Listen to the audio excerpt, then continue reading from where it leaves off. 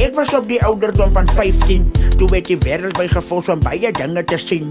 Daar was ook baie tye wat ek gevoel het om te lewe het ek ook nie verdien. My neighbors wat hier rondom my beklei het ek ook elke dag gesien.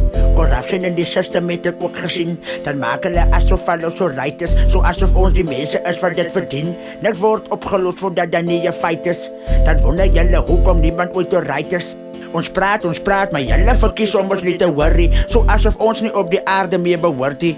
Ek kan onthou daar was 'n happening wat gehappen het onder in die straat. Was 'n girl vastgedraai aan 'n draad. Maar niemand het gesien, ek praat nou van die hele straat. Hoe kon mense dit sommer net vir my? Toe ek die girl wou heb, toe sê iemand vir my, ek moet maar wegbly. Ek het gevra wat het gehappen. Die ou het net gesê, sy het haarself begin sny en al in die ronde gespin.